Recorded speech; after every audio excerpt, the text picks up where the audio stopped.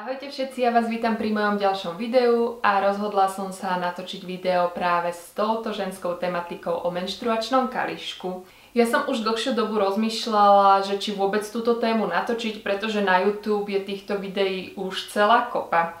Ale mne osobne sa stalo, že keď som prešla na kalíšok, nenašla som v tých videách a na blogoch všetky informácie, ktoré som potrebovala a dosť som sa nahľadala, až som našla odpoveď na moju otázku, ktorá vyriešila môj problém. Takže toto je taký jeden najhlavnejší dôvod, prečo toto video točím. A ďalšia vec je tá, že v poslednej dobe, ako o tom my babi diskutujeme a rozprávame sa, že či máme menštruáciu a kedy máme menštruáciu a ako to znášame a aj o tom, že čo používame, tak sa dosť často stretám práve poslednú dobu s tým, že mnohí ľudia ani nikdy o menštruačnom kališku nepočuli.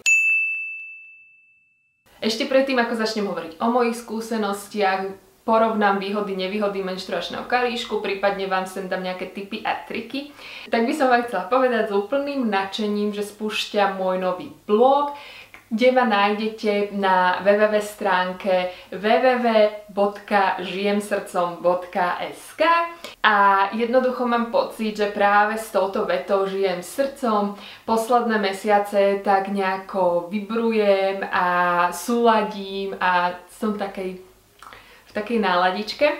Takže som si povedala, že by bolo super, keby sme sa tam stretli ľudia s podobným cítením alebo ľudia, ktorí by chceli žiť srdcom a nevedia ako na to, tak táto stránka bude pre vás určená. Musím vás varovať, že zatiaľ je to blog, www stránka v úplných začiatkoch, v totálnych plienkach, takže tam pár článkov a práve dnes, keď vyjde toto video, tak tam vydám aj video o menštruačnom kalíšku, čiže ak ti robí lepšie čítaný text, tak si ho určite naklikni. Možno tam bude napísané niečo iné, ako tuto poviem a opačne, takže sa tam bež pozrieť a práve cez blog budem pre vás chystať kopu nových projektov. Mám tu všetko v hlave a neviem sa dočkať tej chvíle, kedy to konečne dokončím, pretože momentálne už na tom pracujem niekoľko týždňov až mesiacov a je v tom kopa času, kopa energie a pozitívnej energie, takže budú to super veci. Majte sa na čo tešiť.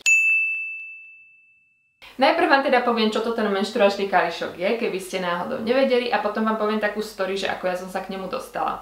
Takže menštruačný kališok je ďalšia z pomôcok pri menštruácii, popri vložkách, tampónoch, látkových vložkách, rôznych riasach po novom, alebo teda houbičkách, ako sa to povie po slovensky, určite mi rozumiete. Takže do tejto celej kategórie spadá aj menštruačný kalíšok. Je to menštruačná pomôcka, ktorú si teda vkladáte do seba rovnako ako tampóny. Ja som o menštruačnom kalíšku prvýkrát počula možno 2-3 roky dozadu a možno ešte dávnejšie, neviem. A vtedy som si povedala, nikdy v živote. Proste, ty kokos, čo to zase ľudia vymysleli, totálna hovadina. A potom som sa k tomu tak nejako nevrátila ďalší rok. A opäť, ako to už býva, tak sa táto téma ku mne zase po nejakom čase dostala a už vtedy môj postoj nebol taký odmietavý a začala som si o tom študovať viacej a si hovorím, možno, ale nie. A znovu som to tak nejako odložila. A potom myslím si, že som pozerala video od Mama Lifestyle, ona bola taká prvá v Československu, čo o tom vôbec natočila video. A si hovorím, a stále to bolo také nie. Ale už to bolo tak, že som sa s tým stretala stále viacej a už som vedela, že ho chcem skúsiť. Ale som mala takú nejakú obavu a stále som mala takú nejakú výhovorku, že však ja som s tampónami spokojná. Až potom natočila Šopoholička video, ale to už bolo znovu po nejakej dlhšej dobe a už som o tom vtedy tak fakt, že intenzívne rozmýšľala, vždy som buď na to tak nejako zabudla, alebo som to tak nejako odsunula, že mám na čo iné dať tých 20 €, čo ten menštruačný kalíšok stojí a tak. No a ako ona natočila to video, tak to bolo takéto správne nakopnutie, že teraz alebo nikdy. Navyše som mala ísť do pralesa, kde mi to prišlo ako mega praktické, proste mať jednu menštruačnú pomôcku a nie si brať tóny, hlavne keď neviete, že či tam budete mať menštruáciu jedenkrát alebo dvakrát, keďže som išla na dlhú dobu a mi to prišlo ako super vec. No, takže ona ma tak nejako nakopla a ona tam hovorila o nejakom čínskom menštruačnom kališku, ktorý vám tu teda ukážem. To bola chyba a chcem vám teraz hneď povedať, že keď si budete vyberať menštruačný kalíšok, nevyberajte si ho na základe mňa, nevyberajte si ho na základe kamarátky, mami, nikoho, vyberajte si ho na základe seba. Naštudujte si tie informácie na internete, pozrite si, ako ten kalíšok vyzerá a rozhodnite sa pre nejaký. Čo vám nezaručuje, že vám sadne, čo vám nezaručuje absolútne nič, alebo je to vaše vlastné rozhodnutie. Ja som sa spoľahla v tom takom návale, že áno, teraz to spravím, že som si povedala, že keď to sedí v šopoholičke, musí ten kalíšok sadnúť aj mne. Prečo to bola chyba a jedno s druhým, tak o tom píšem práve na blogu a nechcem to sem ťahať, lebo to video by bolo mega dlhé, takže ak chceš, tak si tam určite prečítaj ten článok. No, každopádne teda objednala som si ten istý kalíšok, čo má šopoholička a nesadol mi. A v ten moment som si začala vlastne študovať o tých kališkoch ešte viacej, že kde môže byť chyba, pretože si neprídem až tak nemtavá, že by som nevedela do seba vložiť jeden kalíšok správnym spôsobom. Tak som si začala o tom tak nejako študovať a potom som našťastie natrafila na jednu americkú youtuberku, strašne mladú babu, ktorá točí iba o kalíškoch a iba o menštruácii, celý kanál má na tomto založený. A tam som sa dozvedela práve informáciu, ktorú vám tu spomeniem neskôr, keď budem o tom hovoriť, že ako si vybrať kalíšok. A tá mi v tom strašne pomohla, objednala som si kalíšok a som s ním mega spokojná. Takže, povedzme si teraz výhody a nevýhody kalíšku. Čo možno nám ani nedochádza, možno vám to dochádza. Takže úplne tá najzákladnejšia výhoda pre mňa, čo sa týka kalíšku, je ekológia a šetrnosť k prírode. Vo mne toto už strašne rezonuje posledné týždne, hlavne odkedy som sa vrátila z pralesa z opustených ostrovov a z Ázie. Zrazu to vidím všade, kde mám plasty, ten konzum tuto v Európe a niekedy si až hovorím, že nebuď otravná, nespomínaj to tým ľuďom toľko. A ja to teda sa snažím fakt, že nerobiť. Ak ma poznáš a náhodou to robím, tak mi to napíš do komentára. Ale proste vidím to tak nejako znovu inými očami. Ja som sa vždy snažila a som si myslela, že som šetrná v prírode, ale nevadilo mi napríklad si každý týždeň kúpiť nové tričko, pretože je to super a určite sa mi vie hodiť a tento spôsob. Takže teraz sa tak nejako pomaly dostávam na takú inú cestu a snažím sa o tom s ľuďmi hovoriť, ale snažím sa s nimi o tom skôr diskutovať. Ale to je znovu na inú tému. Takže si iba predstavte túto ekologickú otázku, jeden kalíšok versus ja neviem koľko miniete vložiek a tamponov za jednu menštruáciu, ale ak by to malo byť iba jedno balenie vložiek a jedno balenie tamponov, tak je to proste dajme tomu toľkoto plus kalíšok. A ten kalíšok sa najbližšie 2, 3, 4, 5 rokov nemení. Ak vám sadne, ak sa vám s ním nič nestane, tak ho môžete stále používať. Že vraj. Nemám to ešte odskúšané, používam kalíšok asi pol roka. Za ďalšie, čo neviem ja posúdiť a neviem vám povedať, či to tak naozaj je, ale iné ženy na diskusiách spomínajú, že im menštruačný kalíšok odstránil rôzne ženské problémy, že vraj je to šetrnejšie a neroznáša to tak nejako choroby a tak ďalej. Toto naozaj neviem, ja som nikdy sa s ničím takýmto nestretla, takže vám to nemám ako povedať, ale hovorí sa to. Ďalšou výhodou je to, že nestrkáte do seba nejakú buničinu, v ktorej ani neviete, čo je. Ja som mala raz asi pred rokom obdobie, že som písala výrobcom tampónov, že nech mi povedia, čo v tom tampóne je. Že či je to iba čistá tá bavlna, alebo čo to vlastne je buničina, alebo či tam je to ešte niečo napustené, pretože je to biele, že áno. Nikto mi z nich neodpísal. Tak a tuto viete, z čoho je ten kalíšok vyrobený. Väčšinou je to lekársky silikón, ktorý by mal byť úplne nezávadný, ale sú aj nejaké iné materiály, preto hovorím, vždy si to naštudujte, keď ten kalíšok kupujete. Ďalšia veľká výhoda je to, že kalíšok funguje na základe podtlaku, ako vy si ho do seba vložíte, on sa roztvorí, vytvorí podtlak a vlastne donútra vám nepreniká žiaden vzduch, keď to mám takto povedať, a tým pádom sa vo vnútri nemnožia žiadne baktérie. Čiže aj keď z vás odteká tá krv nenasaje, to blbé slovo, tak tá krv sa ako keby neznečistí, alebo nezačnú sa tam tvoriť tie baktérie a rôzne mikróby, pretože tam nie je vzduch. A keď nie je vzduch, tak je to všetko ako keby OK. A asi dosť možné, že práve toto súvisí s tými ženskými problémami. Potom sa hovorí, že vraj sa skracuje dĺžka menštruácie, to ja zatiaľ nemôžem tak nejako potvrdiť alebo vyvrátiť. Poslednú menštruáciu som mala dosť tak rýchlo za sebou, takže možno to už začína, to vám možno niekde napíšem na Instagram alebo kam po nejakom čase, že či to naozaj platí alebo nie, ale väčšina žien hovorila, že sa im skrátila menštruácia tak v priemere o 2 dni, čo by bolo super. Inak vedeli ste o tom, že podľa nejakej čínskej medicíny by menštruácia mala trvať najviac 2 až 3 dní. A ako poslednú výhodu, aj keď ich je určite viacej, mám napísané, že občas zabudnem, že mám menštruáciu a to je pravda. Ale poďme teda k tým nevýhodám, ktoré ak ešte budete nejaké vidieť, alebo mať pochybnosti, alebo budete o tom chcieť diskutovať, tak kľudne píšte dolu do komentára, odpíšem, alebo môžete o tom diskutovať s inými ženami, s inými ľuďmi, ktorí budú pozerať toto video. Taká možno nevýhoda, neviem, ja to za nevýhodu nepokladám, ale veľa ľudí to môže pokladať za nevýhodu, je to, že ak vám vadí krv a rátate s tým, že si menštruáciu nevšimnete alebo idete do kontaktu s menštruáciou, keď budete používať menštruačný kalíšok, tak na to zabudnite. Prídete do kontaktu s menštruáciou, prídete do kontaktu s krvou, celé to uvidíte, budete v priamom kontakte. Takže ak vám toto príde nechutné a vám to vadí, tak potom to môžete pokladať za nevýhodu. Spočiatku môže byť rovnako nevýhodou aj zavádzanie kalíšku, pretože ja napríklad, keď som začínala s tamponami, tak som nemala žiaden problém, prišla som, rozbalila som, picla som do seba a bolo. S kalíškom som už dopredu bola pripravená na to, že sa tu budem musieť učiť, bla bla bla bla bla, a že to nemusí byť také jednoduché.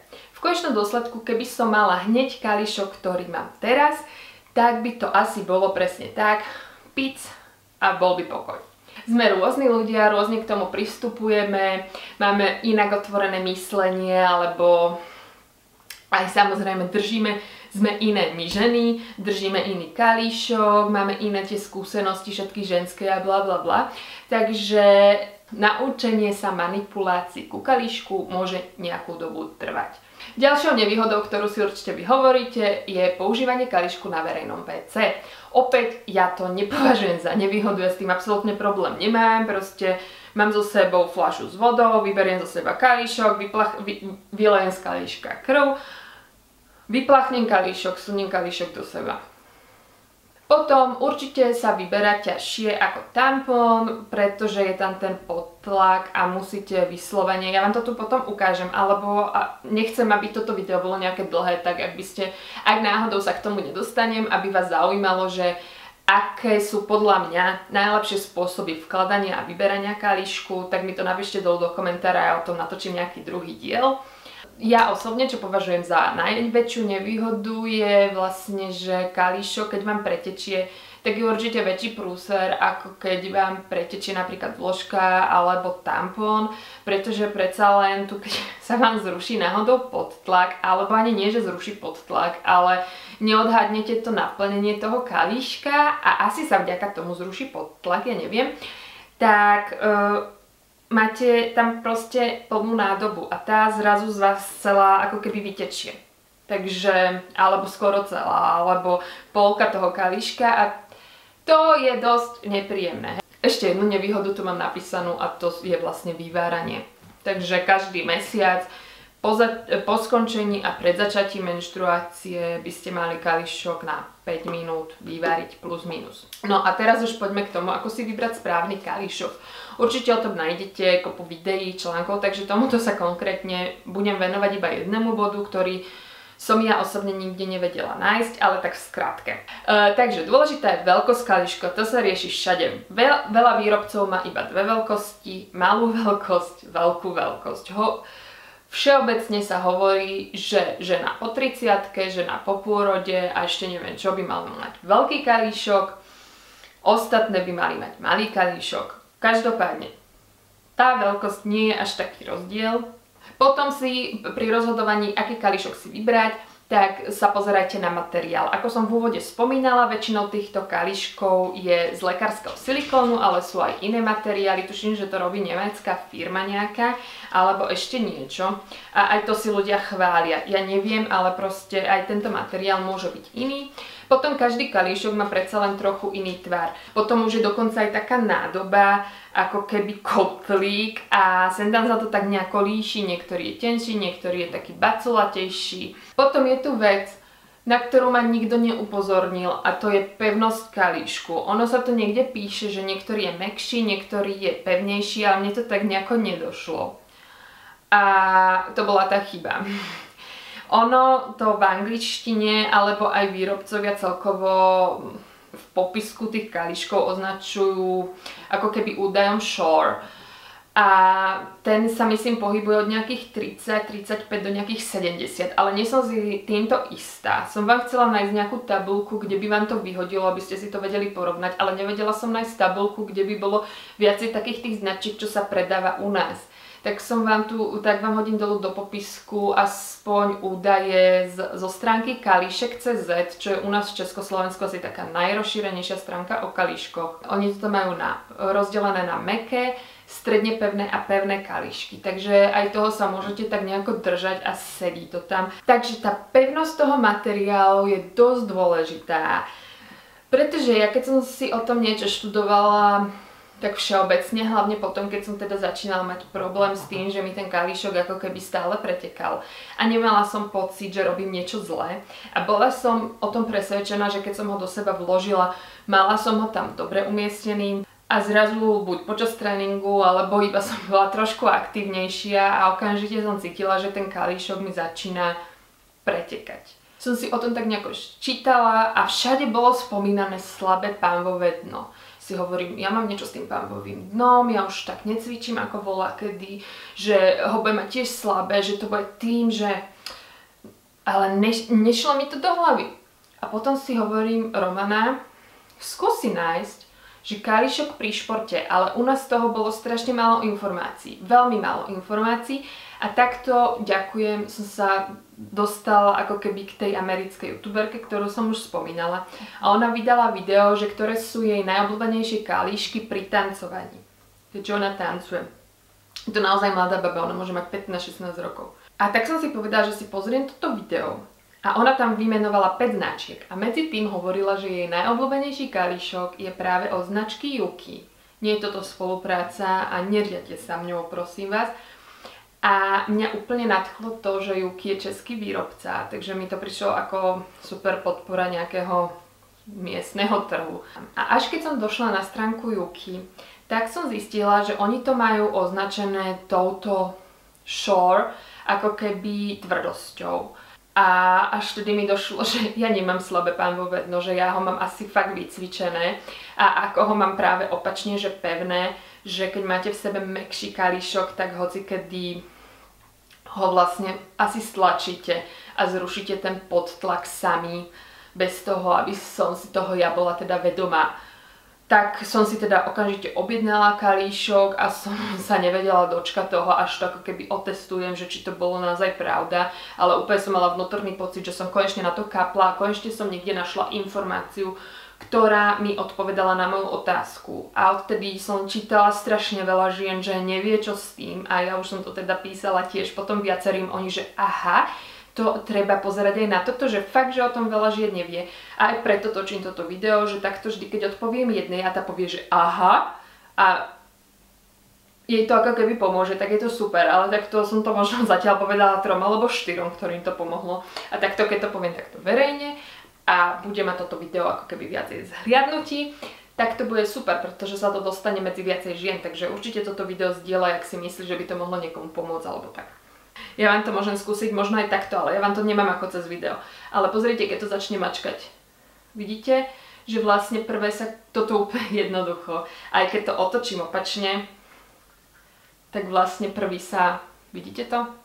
Ja už naozaj do tohto videa nebudem dávať, ako si zavádzať kalíšok, ako si vyberať kalíšok. Poprvé je toho plný internet, Po druhé, nie sú tam úplne možno všetky tipy a triky, takže naozaj, ak by ste to chceli, tak to napíšte dolu do komentára, odmente toto video lajkom, ak tu bude veľa lajkov a uvidím, že je o to záujem, tak ja to video natočím, nerobí mi to vôbec žiaden problém.